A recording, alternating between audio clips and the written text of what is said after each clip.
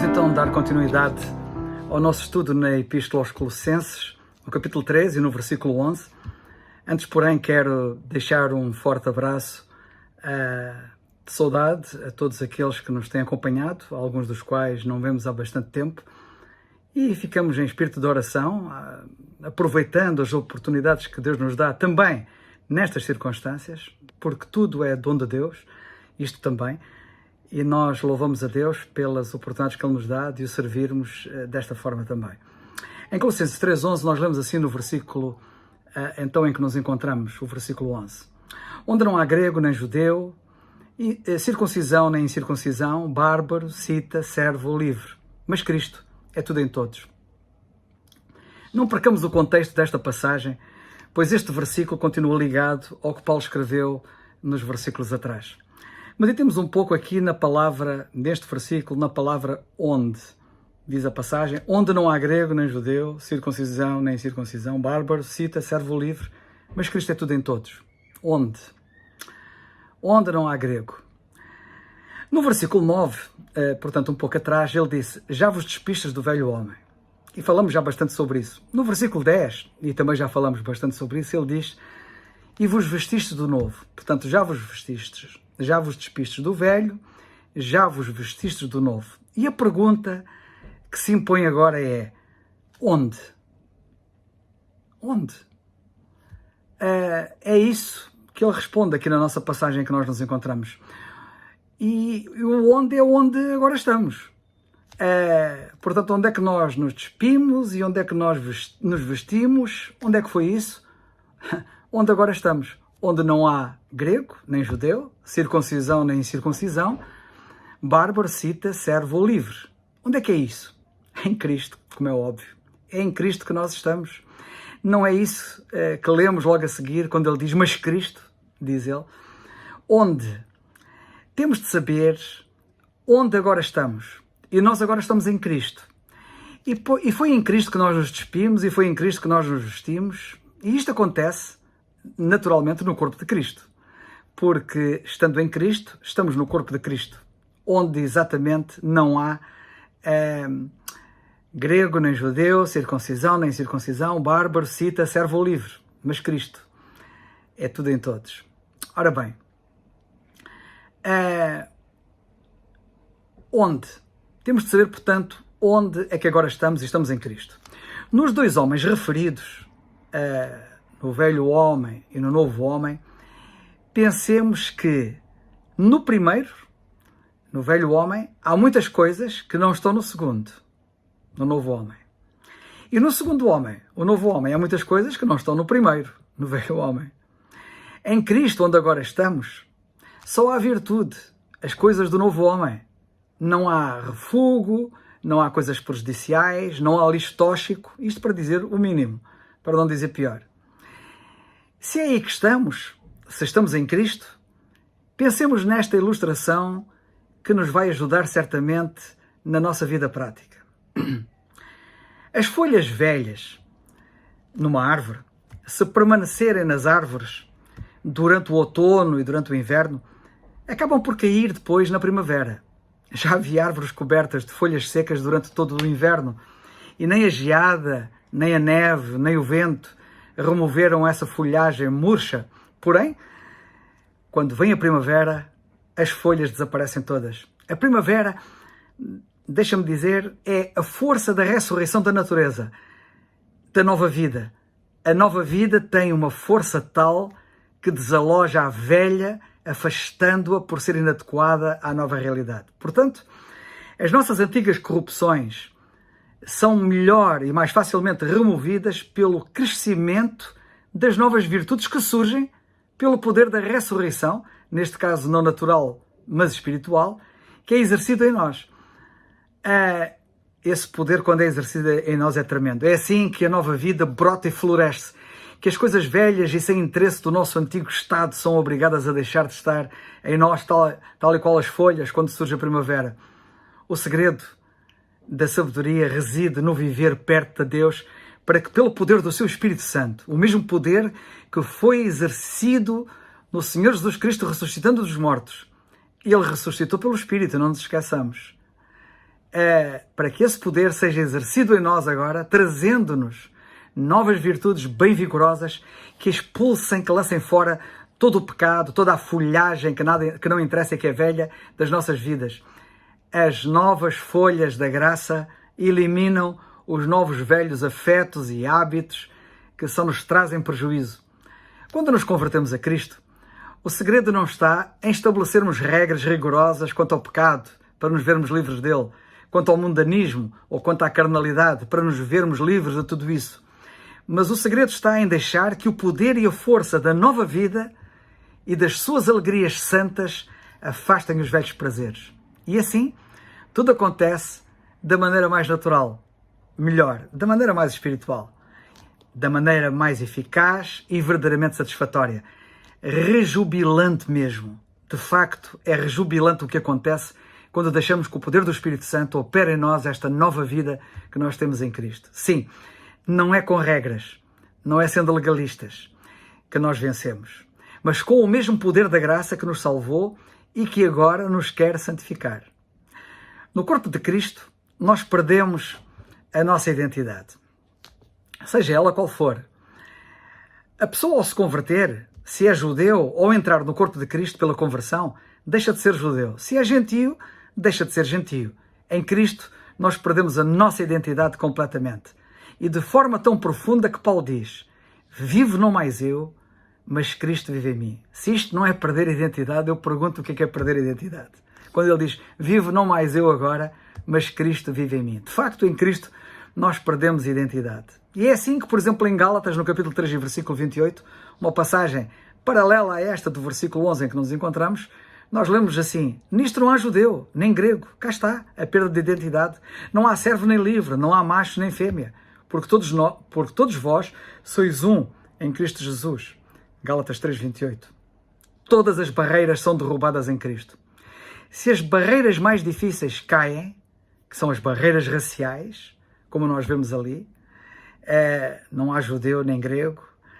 Se as barreiras raciais caem, se as barreiras cerimoniais caem, circuncisão e incircuncisão, se as barreiras nacionais caem, bárbaro, cita, se as barreiras culturais ou sociais, servo ou livre, académicas, religiosas ou outras, quaisquer que sejam as barreiras, não há barreira que não caia. Caem todas as barreiras. São todas derrubadas, de facto, em Cristo. Os fariseus dizem que oravam todas as manhãs dizendo estas palavras: agradeço a Deus porque sou judeu e não sou gentio, porque sou homem e porque não sou mulher, porque sou homem livre e porque não sou escravo. Em Efésios, no capítulo 2, versículos 13 a 18, nós vemos o que Cristo fez de facto, acabando com todas as barreiras.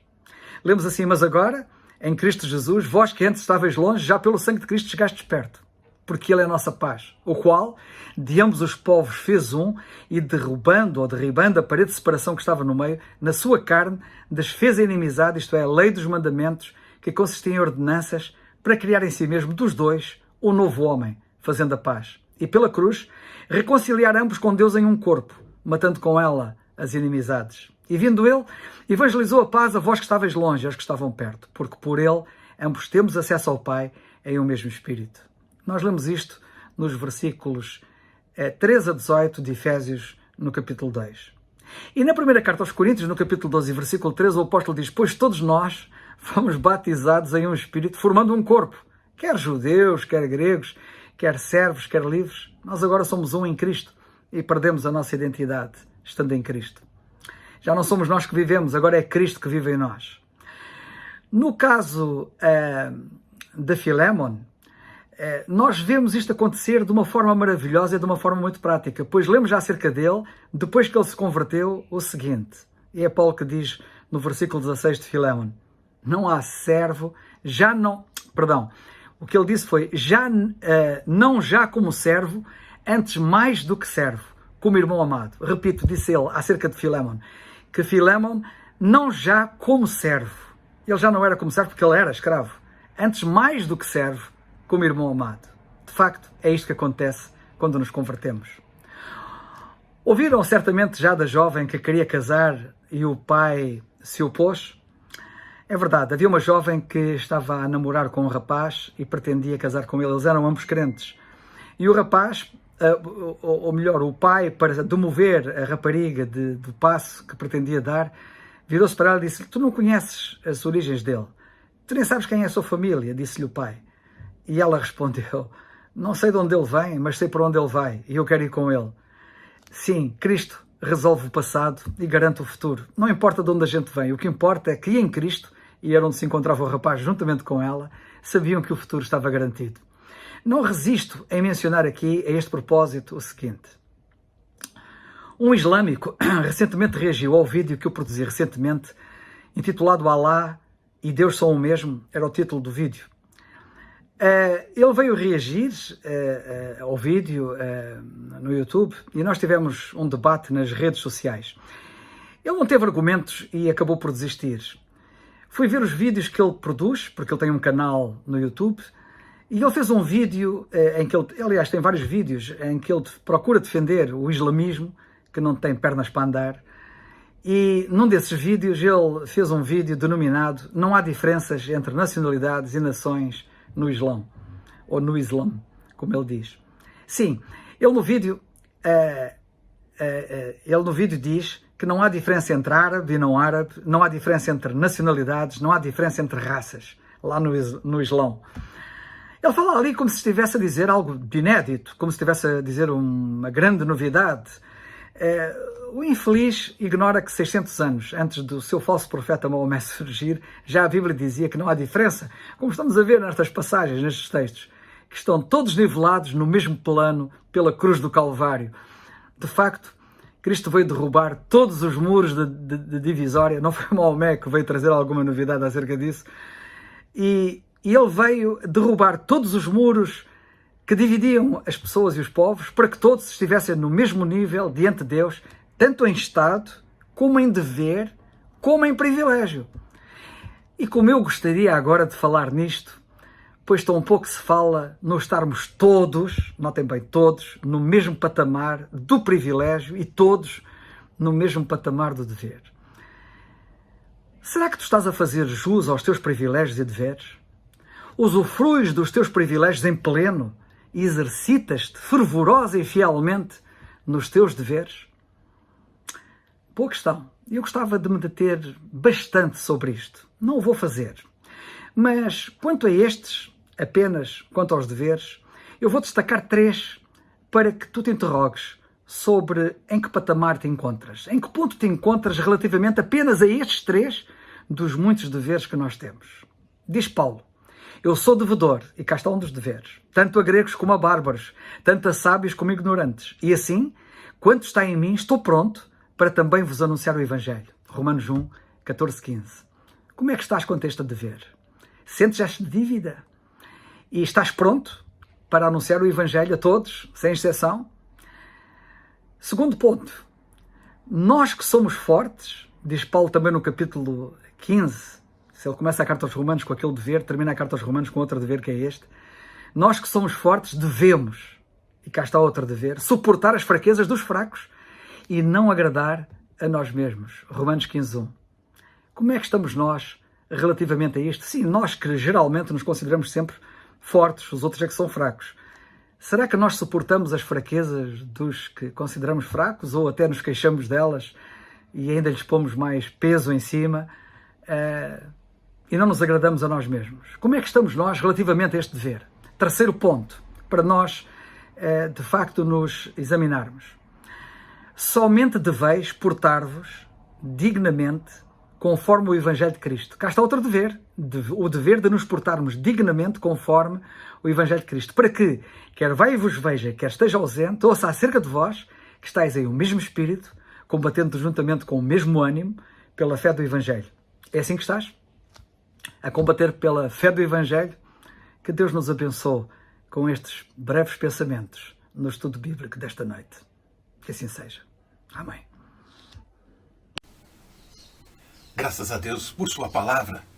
Louvo ao Senhor por cada irmão, pois através das Escrituras podemos fortalecer uns aos outros. Colossenses capítulo 3, no verso 11, onde não há grego, nem judeu, circuncisão, nem incircuncisão, bárbaro, cita, servo ou livre, mas Cristo é tudo e em todos. A pergunta que cabe aqui: Cristo, o Senhor, Ele é tudo na tua vida? Para a maioria das pessoas, a resposta é sim. Cristo é tudo, mas este Cristo refere-se à igreja, uma grande igreja, poderosa igreja, grande edificação. Talvez Cristo para estas pessoas venha a ser os seus ministros, homens intelectuais. Talvez este Cristo seja as ordenanças, seja o que for. Ele nunca vai ser o suficiente para você quando você coloca outras coisas, pessoas ou mesmo rituais, rezas e todas as tradições herdadas. Cristo é tudo, pois este é o propósito de Deus para o nosso coração. O texto aqui está sendo bem claro. O mundo sempre valoriza, sempre honra posição social, posição econômica, sempre um diploma. Não há tanto erro nestas coisas. O problema é quando essas coisas tornam o primeiro lugar na nossa vida, colocando Cristo de lado. A condição pessoal que a sociedade leva em conta, a raça, a condição socioeconômica, tudo isso de uma maneira sucessiva atrapalha e impede que Cristo venha a ser o Senhor absoluto na nossa vida. Vamos prestar atenção aqui no contexto do que Paulo está ensinando no verso 11 de Colossenses 3. Veja que ele não está falando aqui da unidade do corpo de Cristo, no sentido de que todas as diferenças são eliminadas. Ele fala isso em outras passagens, claro. Mas a importância deste versículo é mostrar que, sem estar ligado ao novo homem, o último Adão, Cristo Jesus, que temos estudado, sem ser este nova criatura, novo homem, não podemos estar no corpo de Cristo. E é o que Paulo destaca aqui. Não há importância de onde você vem, do seu histórico, do seu passado. Cristo renova e você pode participar do corpo de Cristo. Passagens como 1 Coríntios, no capítulo 12, no verso 13, esta sim fala do corpo de Cristo e não do novo homem, como está aqui no verso 11 de Colossenses 3. 1 Coríntios 12, no verso 13, pois todos fomos batizados em um espírito, formando um corpo, quer judeus, quer gregos, quer servo, quer livres, todos temos bebido de um espírito. Esta passagem ela é clássica, ela mostra, evidencia que o Espírito Santo agora batiza os crentes no corpo de Cristo. Bem diferente do que aconteceu o batismo de Atos capítulo 2. Atos capítulo 2 é o Senhor Jesus batizando os crentes com o Espírito Santo. Veja então a diferença. E aqui Paulo trabalha o assunto. Gálatas 3, no verso 28, mais uma vez, o conceito do apóstolo Paulo. Nisto não há judeu nem grego, não há servo nem livre, não há macho nem fêmea, porque todos vós sois um em Cristo Jesus. Ampliando então o ensino aqui de Colossenses. Muitos comentaristas tropeçam e inserem nesta passagem as suas deduções, as suas ideias em teologias para forçar a sua moderna teologia, estragando todo o texto e doutrina. Aqui então Paulo afirma exatamente que tudo é quanto ao novo homem. Cristo é tudo. Ponto final. Qualquer vantagem que você vai carregar para dentro do corpo de Cristo não faz mais importância nenhuma. Todos estes privilégios, nacionalidades, nem judeu nem grego, religiosidades, com circuncisão ou incircuncisão, ou mesmo sociais, bárbaro, cita, ou mesmo econômico, sendo escravo, sendo livre. Estas condições sociais, nacionais, religiosas, pode ser até política, elas não têm função nenhuma dentro do corpo de Cristo. Estes privilégios são mundanos, pertencem ao velho homem e não pertencem ao novo homem. Agora, em Cristo, nós somos um corpo e assim, uns aos outros, podemos edificar, podemos apoiar, consolar, exortar e, principalmente, andarmos juntos com o Senhor Jesus. Gálatas, no capítulo 6, no verso 15. Porque em Cristo Jesus, nem circuncisão, nem incircuncisão tem virtude alguma, mas sim o ser uma nova criatura. Perceba que o contexto sempre vai definir o que o apóstolo Paulo está ensinando, como aqui. Ora vez ele diz sobre o corpo de Cristo, ora vez ele diz sobre o novo homem. E estes privilégios, estas honrarias que nós atribuímos e valorizamos tanto, e que buscamos com demasiada atenção, elas não têm valor algum dentro do corpo de Cristo. Essas coisas pertencem ao velho homem. Agora, um dos sinais de crescimento espiritual na nossa vida e de renovação da nossa mente é essa disposição de receber a todos em igualdade de condição e poder amar e poder tolerar pacientemente para que esta pessoa possa crescer em Cristo Jesus. Qual a diferença? Os super santos ou o super crente, que a filosofia gnóstica contaminava a igreja de Colosso, ela fazia exatamente isso. Ela separava alguns crentes, onde ela julgava ser os mais capacitados, os mais distintos, dos demais da igreja, assim criando o clero, criando então uma distinção entre classes dentro da igreja, o que é um erro. Aqui no Brasil é um país de imigrantes. Temos árabes, japoneses, temos alemães, várias etnias. E o curioso é que nasceram igrejas com estas etnias até hoje. Temos aqui perto a igreja escandinava, feita por suecos, feita por finlandeses, noruegueses e até alemães. Da linha luterana, temos a igreja batista alemã, temos a igreja batista húngara, Assembleia de Deus nipônica, é uma colônia japonesa. Temos a igreja evangélica armênia e tantas outras que poderíamos ficar aqui citando. Porém, estas igrejas, chegando agora na sua segunda ou terceira geração, estas igrejas já estão enfraquecidas, pois a segunda e terceira geração já não está trazendo os princípios, os valores da etnia de origem. E com isso a igreja perde a sua identidade e o rumo. E aqui está a prova de que estes valores que o mundo carrega, valoriza tanto, dentro do corpo de Cristo não funciona. Estes privilégios, podemos colocar assim, elas não contam para o novo homem.